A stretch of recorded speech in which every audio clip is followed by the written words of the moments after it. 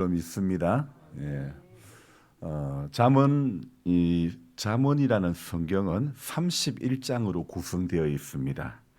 그래서 청년 시절 신앙 교육을 한참 받을 때 날짜별로 하루에 한 장씩 읽으면 된다 이런 이야기를 들었는데요. 오늘이 며칠이죠? 3월 9일. 그래서 잠언 9장 읽고 그렇게 했는데 지금 생각해 보니 성경을 안 읽는 사람이 짧은 잠언이라도 읽으면서 위안을 삼는 그래서 성경 읽기 대체 카드밖에 되지 않았다는 생각을 해봅니다. 잠언 외에는 다른 곳을 읽지도 펴보지도 않았다는 것이 그 시절의 문제였죠. 그러면서도 한참 읽을 때에는 직장에서 퇴근해서 청년회실에서 하루에 창세기 다 읽고 출애굽기 다 읽고 레위기 다 읽을 때는 뭐 그렇게 쫙 읽고 그런데 오래 가지를 못하는 거예요. 그래서 성경을 읽었지만 꾸준히 읽지를 못했는데 지금은 많이 읽지는 못해도 꾸준히 읽어 나가는 것이 이게 얼마나 감사한지 모르겠습니다. 오늘로 또 잠언이 끝이 나는데 성경이 한 건 끝이 날 때마다 이게 재미가 있는 거예요. 보람도 있고 재미도 있고. 여러분 성도는요. 자, 집사님 이런 재미를 느끼게 되는 거예요. 무슨 재미요? 무슨 재미? 성경 한 건 끝나는 재미. 그런 재미를 우리가 느끼게 되는 것입니다. 자, 들어봅시다. 성경을 우리가 하나님을 믿는다면서 성경 아닌 다른 데에서 재미를 느낀다면 그건 이상한 이야기가 되겠죠. 오직 하나님의 말씀 성경에서 재미를 느끼고 성경에서 소망을 느끼고 성경에서 빛을 가져야 될 줄로 믿습니다. 오늘 1절 말씀은요. 이렇게 이야기하고 있습니다. 많은 재물보다 명예를 택할 것이요 은이나 금보다 더욱 은총을 택할 것이니라 말하고 있죠. 여러분 성경에서 이름이라는 것은 누군가의 인격을 말하는데 많은 재물보다 명예를 택할 것이요 다른 말로 하면 많은 부를 얻기보다는 좋은 이름 얻는 것을 택해야 한다고 말하고 있죠. 이 잠언을 기록한 솔로몬은 엄청난 부를 소유했지만 솔로몬이라는 이름은 잠언의 지혜로도 유명하지만 안타깝게도 타락의 대명사로도 유명합니다. 사실 어제 성경 읽기 본문이 좀 많이 아이러니했습니다. 성전 봉헌식을 마치고 난 뒤 하나님께서 다시 나타나셔서 네 아버지 다윗의 행함같이 마음을 온전히 하고 바르게 하여 내 앞에서 행하며 내가 내게 명령한 대로 온갖 일에 순종하여 내 법도와 율례를 지키면 그렇게 어떻게 하면 조건을 이렇게 하면 이스라엘의 왕위에 오를 사람이 네게서 끊어지지 아니하리라. 왕위를 영원히 견고하게 하시겠다. 이렇게 약속을 하셨죠. 근데 이런 말씀을 들은 후에 그게 바로 9장 서두입니다.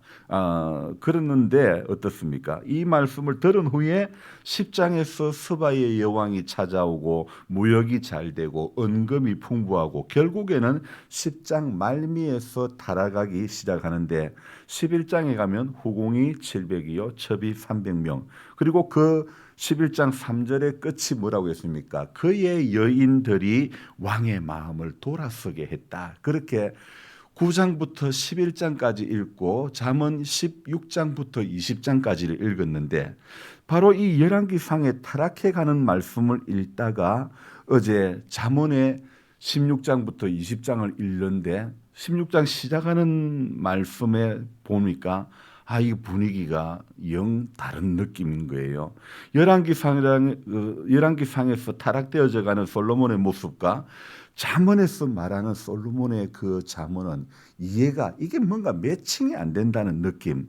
하나님께서 두 번째 나타나셔서 약속의 은혜와 형벌의 저주에 대해서 분명히 말씀을 하셨는데 솔로몬 너의 삶 가운데서 너는 어떤 길을 선택할 건지 잘 선택하라고 9장 서두에 기회를 주셨지만 그러나 솔로몬은 오늘 이 22장을 시작하는 잠언과도 어제 16장을 시작하는 잠언과도 완전히 이렇게 상반되는 그런 길을 걸어가는 거죠. 16장에 어떤 내용이냐면 마음에 16장을 시작하는 그 구절이 마음의 경영은 사람에게 있어도 말의 응답은 여호와께로부터 나오느니라. 16장 2절에는 사람의 행위가 자기 보기에는 모두 깨끗하여도 여호와는 심령을 감찰하신다. 제가 무슨 이유에 이렇게 하고 있다는 그 말씀드렸죠?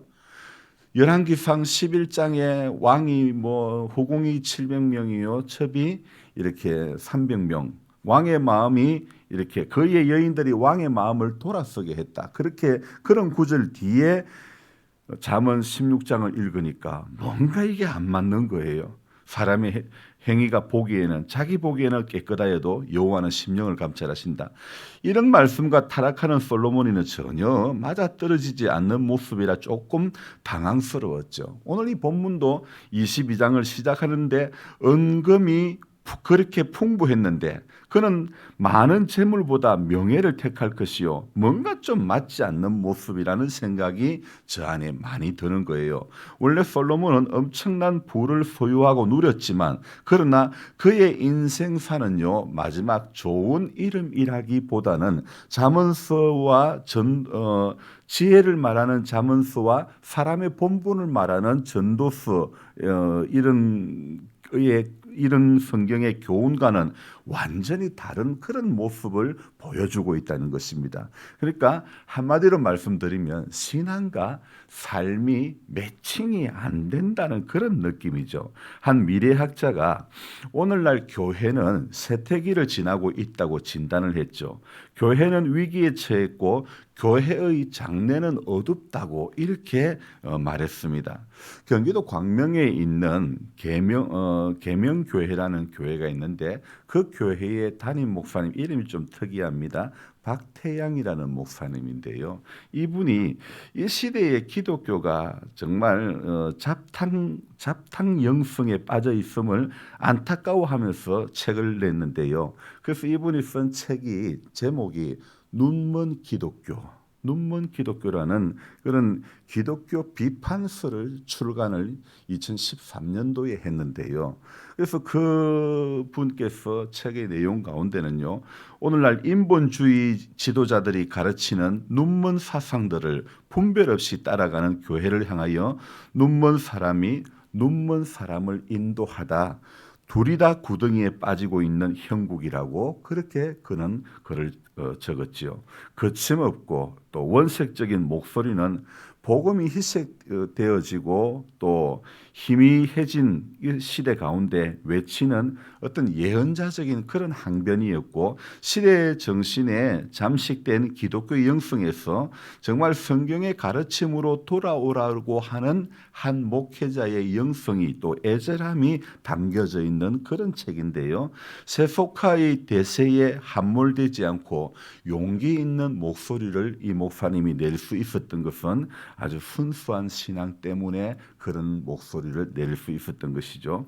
그래서 이 목사님은 복음의 불모지인 그런 가정에서 그런 집안에서 태어나서 기독교와는 전혀 상관없는 삶을 어린 시절을 살다가 어떤 극적인 사건을 통해서 살아계신 하나님을 만났고 예수 그리스도에게 자신의 인생을 의탁했던 것이죠. 그 후에 이 목사님이 예배와 성경 묵상을 삶의 어떤 자신의 삶의 기둥을 삼고 지금까지 한결같이 살아오신 분인데 그래서 이분이 쓴 눈먼 기독교라고 하는 책의 내용 가운데에 한 번은 수단에서 겪었던 이야기를 기록을 하고 있는데요. 그 이야기 한 토막을 잠시 말씀을 드리면요. 이 이야기가 시사하는 바가 큰 거예요. 수단에서 있었던 이야기입니다. 어느 날 콜라를 사려고 가게에 들어갔는데 병 모양은 콜라인데 근데 뚜껑은 환타였다. 주인에게 물었더니 재활용해서 그러니 괜찮다고 했다. 근데 사서 마셔보니 콜라가 아니고 환타였다. 주인에게 이걸 항의했더니 자기 나라에서는 내용물과 상관없이 병 모양이 콜라면 콜라라고 이야기한다는 것입니다. 여러분 이해가 됩니까? 이 황당한 이야기를 하면서 저자는 이렇게 말합니다. 요즘 이 시대의 기독교가 마치 그런 것 같아. 겉모양은 기독교이고 교회인데 실제 내용은 인본주의와 세속주의가 가득하다. 여러분 조금 이해가 됩니까? 솔로몬이를 보더라도 마음의 경영은 사람에게 있어도 말의 응답은 여호와께로부터 나온다. 멋있는 말씀이죠. 또 오늘 우리가 두 번째 읽었던 21장 1절 말씀에도 왕의 마음이 여호와의 손에 있음이 마치 본물과 같아서 그가 임의로 인도하신다. 21장 2절 사람의 행위가 자기 보기에는 모두 정직하여도 여호와는 마음을 감찰하신다. 지금 제가 성경을 읽는 것은 성경이 기록된 순서대로 읽고 있는데요. 자, 솔로몬이 겉모습은 이 지혜자인 것 같은데 마치 이 책을 보면서 눈먼 기독교 책 속의 이야기와 같은 그런 느낌이 드는 거예요. 실상은 말과 신앙이 다른 모습이라고 할까? 우리 동네에서는 맛은 모르겠고 병 모양이 콜라면 그게 콜라라고, 전부 콜라라고 이 책의 말을 빌면 우리 동네에서는 삶의 열매는 없어도 교회만 다니면 전부 크리스찬이라고 바꾸어 말해보면 이렇게 말해보면 어떨까요? 우리 동네에서는 교회 다녀도 열매는 없어도 교회만 다니고 있으면 크리스찬이라고 말한다. 조금 제가 이렇게 비유를 해서 말하는 게 말이 될는지 모르겠습니다. 흔히 교회에서 사용하는 말 중에 믿는 사람을 교인이라고도 말하지요. 성도라고도 말하지요. 신자라고도 말하지요. 그리고 또 제자라고도 말합니다. 자, 한번 생각해 볼까요? 우리는 교회에서 신자 교인, 교우, 성도라는 말보다 아무개 집사님, 아무개 권사님, 아무개 장로님 이렇게 우리의 어떤 교회 안에 있는 직분이 계급적 의미가 강한 직분, 어떤 이런 직분보다는 우리 자신에게 물어보아야 하는 것이 내가 교인인가 신자인가 아니면 내가 성도인가 더 나아가 내가 정말 예수님의 제자인가 자기 자신에게 저는 이런 질문을 해보아야 된다고 생각해 봅니다. 분명 우리 예수님은 솔로몬보다 비할 데 없이 위대하신 분인데 그분은 매우 가난하셨지만 위대한 이름으로 인생을 마치셨죠. 하지만 솔로몬은 엄청난 부를 소유하였지만 그의 이름은 좋은 이름으로 그 인생을 마감하지는 못했다는 것을 우리는 알지 않습니까? 그렇다면 나는 오늘 어떤 것을 택할 것인가? 오늘 이 22장에 재물보다 명예를 택할 것인가? 은이나 금보다 은총을 더욱 택할 것인가? 오늘 솔로몬이는 구약시대의 최고의 거부였지만 그는 분명히 말합니다. 22장 1절 이 재물보다 오히려 좋은 이름을 택할 것이요 은과 금보다 더욱더 많은 은총을 택해라. 그런 이야기하고 있죠. 그래서 오늘 저는 이 구절을 보면서 생각나는 찬송이 있습니다. 금보다 귀한 나의 주님 내게 만족 주신 주 당신만이 나의 기쁨 또한 나의 참 보배 주님만이 나의 힘 나의 방패 나의 참 소망 나의 몸 정성 다 바쳐서 주님 경배합니다. 오늘 이 22장 1절의 끝부분의 말씀 정말 우리는 은이나 금보다 더욱 뭐라고요? 은총을 더욱 택할 것이냐. 은총을 하나님의 은총을 더욱 택할 수 있는 어떤 것보다 재물보다 명예보다도 은이나 금보다도 더욱 하나님의 은총을 택하고 사모하는 그런 저와 여러분들이 되어져야 될 줄로 믿습니다. 세상에 금도 다 내 것이 아니요 은도 내 것이 아닙니다. 세상에 어떤 명예도 오래가는 것이 영원한 것이 없습니다. 권력도 영원하지 않습니다. 영원한 것은 하나님으로부터 받은 것, 위로부터 내려오는 것, 보이지 않는 것 가운데 영원한 것이 있는 줄로 믿습니다. 그래서 오늘도 성도는 보이는 세계를 쫓아가는 것이 아니라 보이지 않는 그것을 믿음으로 그리고 바라보고 가는 것이 성도된 우리들의 모습인 줄로 믿습니다. 다시 한번 수단에서 있었던 이야기를 한번 우리의 삶에 빗대어 봅시다. 삶의 열매는 없어도 교회만 다니면 크리스찬이다.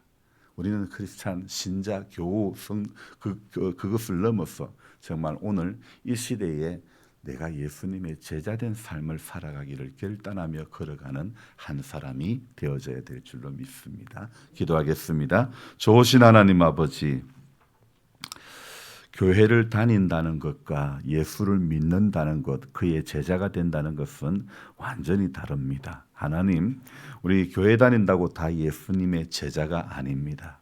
주님의 말씀, 주님이 말씀하신 이 말씀을 따라 또 말씀의 교훈을 붙잡고 살아가고 그렇게 순종할 때에 예수님의 참된 제자가 되는 것입니다. 주님, 우리는 어떤 교회 속에 현재 말하고 있는 교회 속의 어떤 직분보다도 정말 우리가 추구하고 생각하며 나아가야 될 것은 나는 예수님의 제자가 맞는가? 나는 예수님을 따라가는 사람이 맞는가? 그것이 중요한 줄로 믿습니다. 예수님의 제자는 금보다 은보다 더욱 은총을 택하는 사람이 예수님의 제자인 줄로 믿습니다. 많은 재물보다 예수님의 제자는 어떤 명예보다도 예수님의 제자는 오직 위로부터 내려오는 은혜를 더욱 택하는 자가 되어져야 참된 예수님의 제자가 되는 줄로 믿습니다. 하지만 오늘날 기독교는 얼마나 변질되어 가는지 모릅니다. 정말 눈먼 기독교가 되어가고 있습니다. 그래서 우리 이 눈먼 기독교가 되어가고 있는 이 시대에 정말 미래학자가 말했던 것처럼 지금 이 시대가 정말 죽어가는 시대이고 정말 이 시대가 하나님의 말씀과는 전혀 상반된 그런 삶을 살아가고 있다는 것을 우리가 생각해 볼 때에 하나님 앞에 우리 하루하루를 살아가면서 정말 교회의 세태기 가운데 있다고 하지만은 그러나 교회와 성도가 깨어서 기도하면 하나님 이 시대에 교회가 위기에 처했다고 교회의 장래가 어둡다고 말하지만 이 가운데서도 깨어 기도하면 하나님 교회는 위기에서 벗어나게 될 줄로 믿습니다. 교회의 장래는 밝게 될 줄로 믿습니다. 교회는 세상의 지탄거리가 아니라 깨어서 기도하며 예수의 제자된 삶을 살아가려고 몸부림치고 애쓸 때에 교회는 다시 부흥의 기회로 삼게 될 줄로 믿습니다. 하나님 오늘 우리 교회가 그 반열에 서기를 원합니다. 교회를 섬기는 우리가 교회의 멤버로서만 서 있지 않기를 원합니다. 정말 이 시대에 예수님의 제자는 어떤 모습으로 삶을 살아가야 하는 것인가를 우리 삶의 자리에서 보여주는 것이 그래야 하는 것이 오늘 새벽에 나와 기도하는 우리 이유이고 또 성경을 읽는 이유이고 예배를 드리는 이유인 줄로 믿습니다. 그래서 하나님 우리가 성도된 우리가 오늘도 하나님 앞에 이 하루도 예수님의 제자된 모습으로 정말 말씀을 따르고 순종하여서 하나님 삶의 자리 가운데 자그마한 것이라도 열매를 맺을 수 있는 아름다움이 있게 하여 주시옵소서. 감사를 드리며 예수님의 이름으로 기도드리옵나이다. 아멘. 간절한 마음으로 주여 부르고 기도합니다. 주여, 주여, 주여. 좋으신 하나님 아버지 고맙고 감사드립니다.